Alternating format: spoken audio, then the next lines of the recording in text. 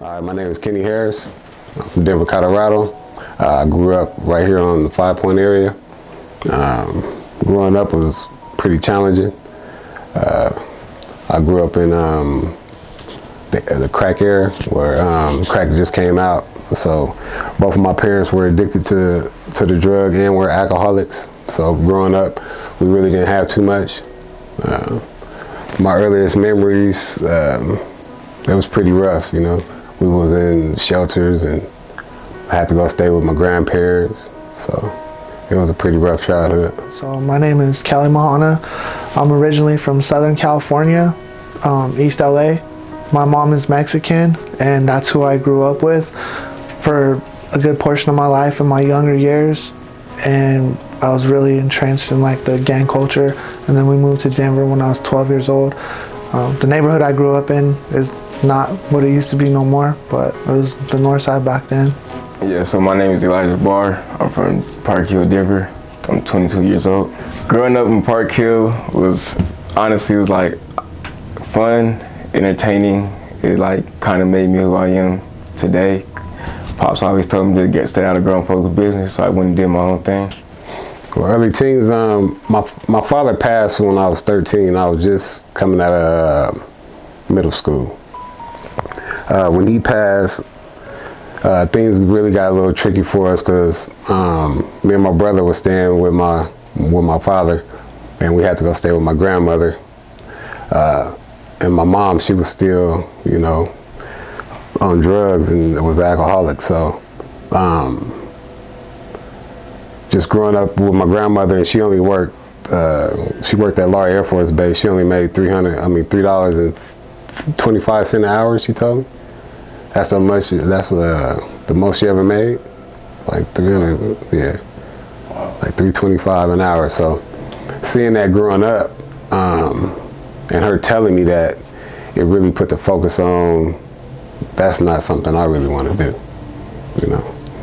So I stayed with my grandma. I played football. I was one of the best athletes in Colorado at the time when I was going through high school.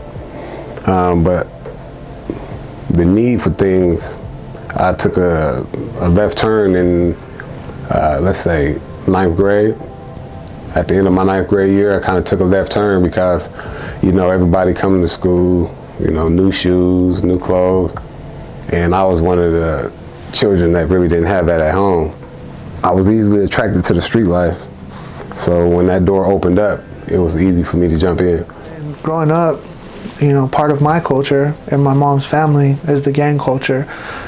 So my mom's brothers, my uncles, they were all active gang members in California, and that was like who I used to look up to and admire.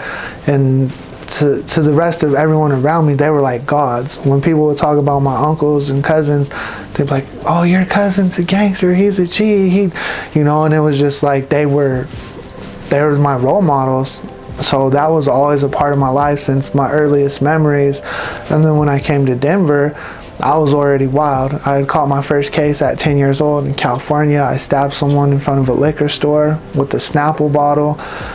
So when I came to Denver, I was already into stuff that cats in my neighborhood weren't doing that were my age. Older cats were doing.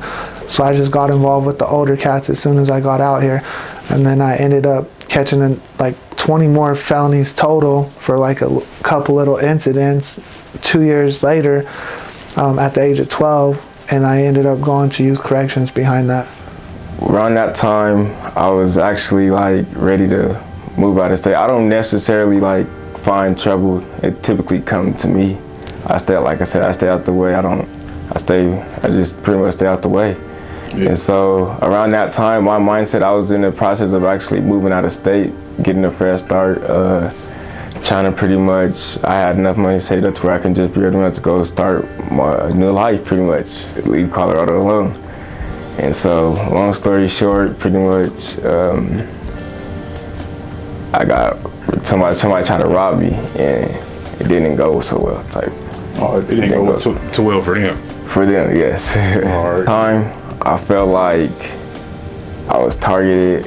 I was considered a walking lick, or like I don't know. At the time, I just felt like, man, like, I don't know why people would just, I don't have no respect for people who try to rob, steal, or cheat. I just don't. And at the time, I was by myself, so it was just me against 3 other people. Yeah. And it just didn't go that way. It just didn't go too well. Well, I got in trouble. First time I got in trouble, my uncle Tex. He, I guess one of the dope fiends in the neighborhood had told him that I was selling drugs. So he went back and told my grandma. So that was a mess, you know, but I denied it. My grandma ain't doing none of that. So I felt bad for doing it in my grandma's presence. So I had moved out with my mom, and me and my mom had got an apartment. And so it just continued from there because I basically had to take care of the household because she wasn't able to do it at the time. She was still on drugs, yeah. So she was fine with it, like she just kind of dealt with it to make ends meet.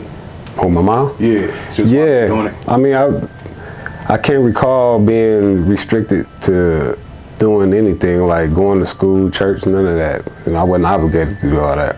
All right. It's just the lifestyle that they were living at the time. You know, those are things that we wanted to do, so we did them. Like going to school, didn't nobody wake me up for school. I had to get up myself and go to school. So my mindset was gangbanging. It was the neighborhood. I love my neighborhood. I love my homies. I love what we're doing. And man, I just want to be the hardest little homie out here at the time. And because I'm half white and I look white, and I'm from a Mexican and black neighborhood, I felt in my heart, I have to go 10 times as harder than anyone else because I'm not going to be the white boy. You're not going to call me a white boy. You're going to be like, damn, the homie's crazy. Yeah. But you're not going to be calling me no white boy. So for me, I was just all about pushing the line. I was wild, bro. Whatever I could do. Just proving yourself pretty much. Yep. So what ended up happening to you in the situation? Like, So in the situation, I was trying to sell my guns. All my guns was legal in my name. So then, because I didn't know the Arizona state law, so I was trying to sell my guns. Boom, came in, and the next thing you know, they up their pose on me. Then it's just a flight or flight. I just went after them. Boom, in the process, I ended up getting shot them, and went to the hospital after that. And then straight from the hospital, went straight to jail for 9 months until I got bonded out. So first they had me under as John Doe. I couldn't see family, nothing. And then, I went into surgery room. All I know is that they did the little surgery, woke up, nurses there. Boom, next thing you know, I was handcuffed and said I was going to jail for murder and a whole bunch of other charges. 2006, we had I had a studio, and I didn't know I had to go do a little jail time for a prior case I had caught. So I had to go do like 6 months, but I left my cousin in charge of my studio. So during that time, he was getting watched by the feds. So when I got out of prison, they were under indictment. So I didn't know anything about it, but I had ended up getting into the indictment because of my association with him. So when I got locked up, I really didn't know anything about the federal system or how they work because I never got caught with anything. So I'm free to go. Once they clear the air out, I'm thinking hey, y'all ain't got nothing on me, but come to find out, all they need is hearsay and somebody telling you did something. So, and that's what happened. And I ended up taking a 15-year sentence off ghost dope. I did 13 years. I got out of youth corrections when I was 17. I was out for 3 months, and I ended up doing some crazy stuff, and I ended up going straight to prison for that as a teenager, just because I had already had that criminal history and I was on juvenile parole at the time. Well, so initially I had a 60-year sentence, and I took that on a plea agreement, and that was really hard to do. I fought it for a year and a half, and my attorney was like, yo, bro, you're gonna get life. You're gonna get life. 3 of my co-defendants, all of my co-defendants, which was 3 of them, they wrote statements against me. So I knew I couldn't win in trial. I swallowed that 60, and for me that was a dub, because everyone I was locked up with at the time got all day, life without. Everyone I was in the pod with in county for those few years, they're still in there. They got life, so they ain't never coming home. And what happened was, I went to prison. I was gang banged out. I didn't give a fuck about nothing, bro. I didn't care. I wanted to rep the hood. I wanted to get status up in there now. And that's what I feel like we all want. When you come up living that culture, you don't just want to end up in prison. You want to end up in the hardest prisons, because that's where you earn your stripes and get your respect. And that's what I did. And finally, after 8 years down, one of my homeboys, he had life without, and he had exhausted all his appeals, but he became a little jailhouse attorney. And he was like, hey, look, you should let me see your paperwork. I might be able to get you some love. And I was like, nah, man, I'm cool, I'm good. Because I didn't want to get my own hopes up. So finally, he was breaking me down for 3 months straight every day. You know, we go to lunch, chow hall. Yo, bro, let me get that paperwork. We'd be out yard doing pull-ups. Hey, bro, let me see your shit. So finally, after 3 months, I just threw him my legal box, sort of just to get him to quit asking me. Man, he wrote me up a writ and some stuff, sent it in. The court sent me a letter in the mail. They're like, hey, you got legal standing. We're going to bring you back to court. So I got all excited and happy. The day that I was supposed to go to court, nothing. They didn't come get me, nothing. I was in my feelings. About a week and a half later, I got another letter. And all it said was like, hey, look, you had legal standing. We reduced your sentence. They took 30 years off of me. So, man, I went from 60 years to 30. I got 8 years in now. So now I'm like, dang, I could walk this down. Right. You know what I mean? So I'm like, yeah, I'm starting to feel myself. A few more years passed by, and then one of my co-defendants, their family had an attorney do some legal work for them, and it affected me. They knocked 10 more years off. So I went from 60 to 20, and I did 13 flat on that inside. So mind you, prior to going to jail, I was in the hospital for 3 days, couldn't see no parents, speak to nobody or nothing. Then they transferred me to jail, and I was like, I didn't think it was real. I didn't know my charges or nothing. I just know, like, I'm in jail. So then I'm thinking I'm just gonna be like, okay, self-defense, I'm gonna get out next day. Nah, I went to jail, got transferred to Arapahoe County, and as you know, I looked at my charges, said murder in the first degree. And then I didn't see a judge for 2 months. So I was just sitting on dead time. And then when I got to see a judge, they kept pushing my court date back. So now I'm on dead time. So the whole 9 months, I want to say I was on dead time until they dropped my bond. Once they dropped my bond, that's when I bonded out. And then after that, I did a year on pretrial release until they figured out my case. And then right now I'm on a suspended sentence. So I'm still going through the little process. I'm on probation right now. Yeah. But I'm on a suspended sentence. So as long as I do good, my charges drop down to a F1. It was hard taking the time because I knew I was gonna miss my kids growing up. That was the hardest part. Yeah. Knowing that I was gonna miss them growing up. So I was very reluctant not to do it. But my mom, she talked me into it. You know, baby, at least you're coming home, you know. So I ended up taking a 15-year sentence. I was sent to California. I was sent to gangland my first stint. So when I got to the yard in California, when I got to the prison yard, the whole yard was shut down. Like, there was a riot. So the Mexicans and the blacks had a riot. So we didn't come off lockdown for about a month. So that was my first experience coming to prison. Because the federal system is way different than the state. Yeah. Like, you don't really know too many people when you go to the feds because it's people from all over America.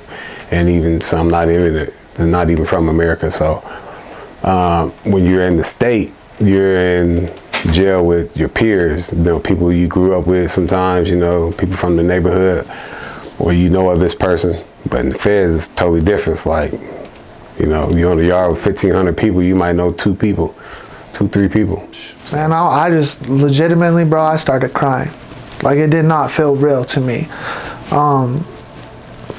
And then I also felt pain and hurt. It was weird, bro, because all my partners are in there, like my homeboys, the people who I grew up with, and the people who got love for me, and I put in my dirt with. They're never coming home. Yeah. So it was weird, bro. It was gratitude and sadness all in one. It was just a bunch of different emotions, bro. It was crazy. Yeah, definitely blessed. So They dropped my, right now I'm still charged with attempt murder, and then I'm getting charged with some other stuff, but I'm on a suspended sentence, so meaning none of those charges will be filed against me until I complete probation. So once I complete this probation, I'm off papers. that's good. Once I get off papers, I'm out of here. I don't blame you. When I was in the feds, I was getting visits from my kids. That really kept me going.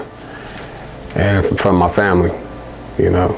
My first 3-4 years in there, that they really helped me level the time out, because they kept coming to visit me and sending me letters, you know. So, but after that, I adapted to prison. That was the scary part, knowing that prison is not really hard to do. So, and I never wanted to get used to prison. So while I was in prison, I did things to educate myself while I was in there. I didn't watch the TV too much. You know, I kept up with a show or two, but most of the time I spent, I was educating myself. I was going to school, I was going to college. You know, I had a workout plan. I wasn't due to get out until 5 years later. Yeah. So I was hoping that my appeal went through because they had passed the crack law, and the crack law took the sentencing down from 100 to 1. Well, the crack and powder ratio, it took it from 100 to 1 to 18 to 1. So that dropped my guidelines down, where I was no longer at the 15 to 17. I was at 10 years, a 10-year sentence, and I already been in there a decade. So I got released straight to the street. I couldn't go to the halfway house or nothing. They just had to let me out. It was surreal, because when I got out of prison, it didn't feel real. Like, I was walking through the airport, everybody got their head down, you know. It was just like a new world. Yeah. So my mom, I went to stay with my mom when I got out. And I couldn't stay with her too long, because my kids were out here and they were in hotels, you know. They were homeless, so I had to jump into action. Yeah. So when I got out, everything just hit me, you know. It wasn't no time to get myself together, you know. Usually they put you in the halfway house and you do 6 months, to a year in the halfway house, get you some money stacked up and get you a home or whatever. But I got right out into the mess. So so it was, you know, I just kept my head down and started grinding, man. I grabbed my kids and we went and stayed with family members.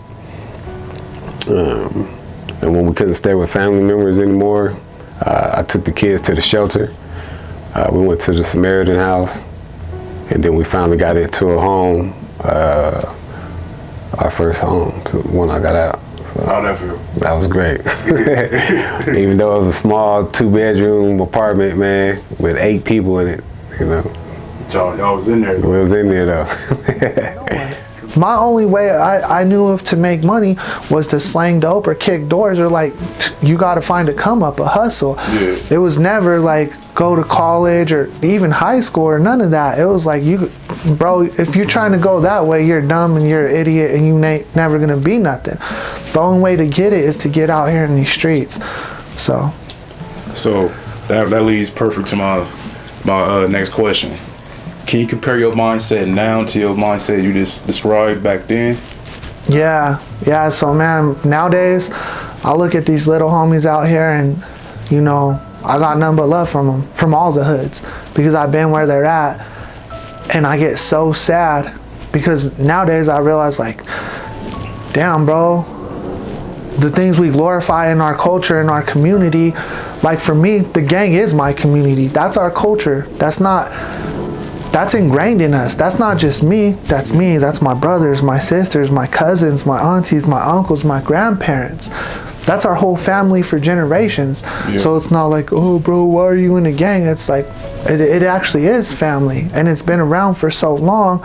And nowadays it just hurts me that this is what we leave our youngsters and the new generation, is we're teaching them the wrong stuff.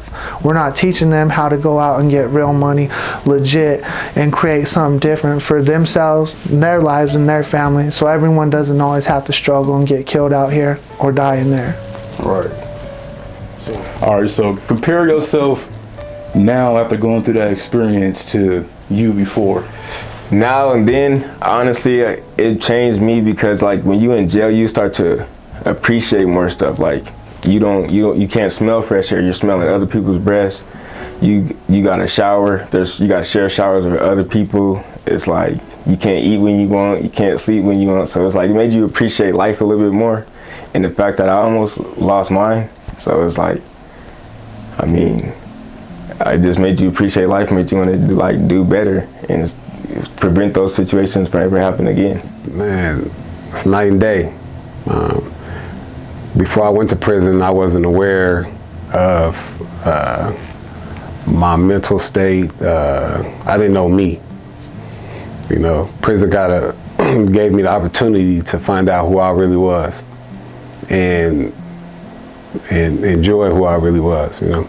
Because I made up all type of characters on the streets. Yeah. You know, I was hustle, I was everybody else, except for me, you know.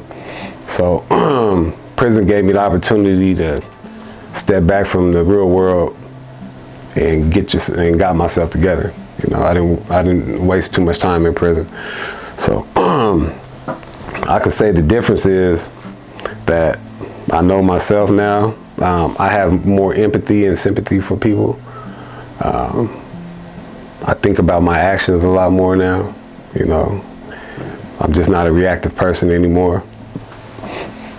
So, I mean, there's a lot of different things that's different, but I try to keep my same personality. You know, Yeah. I'm still the same person. It's just I don't participate in those negative behaviors anymore.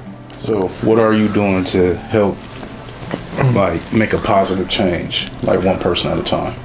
Yeah, so right now, I actually own my own business. I'm the owner of Authentic Recovery Homes. We're located in Capitol Hill in Denver, Colorado. We're a level 1 peer-led recovery residence, and what that looks like is I work with individuals who are struggling with substance use disorder. So that could be anything from fentanyl to alcohol to dusters, any sort of substances. And I just got a heart to try and give back and help people and show them something other than what they've been doing. What ideally in the job that could potentially be a career. I do data entry, software, computer technology, stuff like that. And then I also have my own clothing brand called EBK Clothing, Educated Black Kings. And not only that, I pretty much just trying to start more business. I'm working on passive income. So the more passive income I can get, the better the more freedom I can have to be able to be that family man that I want to be. All right, tell us about the program you're creating for the next chapter. All right, so the program I'm creating is it's a program it's not just for the youth, but the program is for anybody who needs to basically get back in touch with who they are. You know, we live these false characters, and living these false characters cause us not to really gravitate towards our true calling. So the program revolves around criminal thoughts to critical thinking. So it breaks down a lot of the criminal thoughts that you might not be a criminal, but these are the thoughts that lead you to doing criminal things or negative behaviors. So this program pretty much fits any individual who needs the help. So, but it breaks you down. It teaches you how to rethink about your situation. Instead of being a reactive man, you'll be a thinking man. You know, and that's basically the program. If we get the kids to stop being reactive all the time to their situations and teach them how to think and really analyze and rationalize what they're going through. You know, What's it called, or what's it going to be called? it's called CT to CT. Okay. So that stands for criminal thoughts to critical thinking. So, What is your number one priority in your life right now? Man, so that's a great question. I would say for me, it's my wife, bro. Man, my wife, she comes from a worse place than I come from. She comes from the poorest city in our country. She grew up in America with no electricity or no water. And so for me right now, I just want to be a good leader and a good husband for my wife, to just show her that, hey, it don't matter where you've been, where I've been, we can overcome. Right now. My number one priority right now is to build my foundation. So like, I want to have that. I want to build my foundation. So then once my foundation is built, then I can have my family. I'm a family oriented person. I'm a family man. Like, that's what I want, you know, so that's what I'm building right now. the number one priority I would say is the completion of raising my kids. You know, I grew up in a household where that wasn't priority. You know, the kids pretty much, you know, it was like survival. So if you went to school, you went to school. If you didn't, you didn't. So, but my main thing is stay focused and get them on the right track. And by showing them the correct way that they should go about life instead of the negative behaviors, that's one of the best things I could have did when I got out of prison. They never seen my negative behavior in the streets. You know, they got to see the new me come out and, you know, just been working, grinding it out. How does it feel to have overcome those obstacles? It feels good because then I could pass down my story to other people. I got grown people looking up to me. I got younger people looking up to me. So it's like I'm leading by example, and I just be myself pretty much. There's no point in trying to be like the next person when you can just be yourself. People respect you more when you're yourself. It feels great. It's awesome, and I'm blessed and I'm grateful. And there's also a part of me that still hurts and that's still sad, because I know there's so many people out here who come from the same areas I come from, who are lost and can't find a way. How does it feel to overcome all the obstacles and challenges that you face to be here right now? Tell you the truth, it's humbling, you know. It feels good, but it's very humbling, because when you're going through the situations, you really don't know how you're going to get out of it. And my belief in God, you know, through the whole process has kept me going, you know. So without God, it just, you know, it wouldn't have happened. But through the prison stint, through me coming home, God's had his hand in it, you know. There's no way I could have made it through what I went through. So it's just humbling, you know. What is the greatest thing you've ever done? The greatest thing I've ever done, probably just marrying my wife, bro. If I'm being real with you, she's like one of the strongest people I know. Not just a woman, strongest individuals I've ever met. She doesn't care about what she's been through or where she comes from or anything that's happened to her. She doesn't use that as an excuse. She's all in with me, and I'm like, babe, let's go do this. She's like, all right, I'm with you. So Greatest thing I ever done was forgive. I want to say that's the hardest thing a lot of people can't do, is forgive. They want to hold grudges and stuff like that. I want to say the biggest thing I can do is forgive, not only the situation, but also like stuff that happened to the past that's been like I forgive. Like, you just forgive and forget and move on, and because there's no point in living life. We got to look over your shoulder and stuff like that. Like, I got PTSD now, and there's no point in living like that. So forgive is the best thing. The greatest thing I've ever done was raise my children and be in their lives. I'm Callie Mahana, and I'm so grateful and blessed to be alive, to be out of prison, and to be in a position to help others. I am Kenny Harris, and I am a survivor. My name is Elijah Barr. I'm resilient, and I'm a testimony of strength. Thank you. Hey.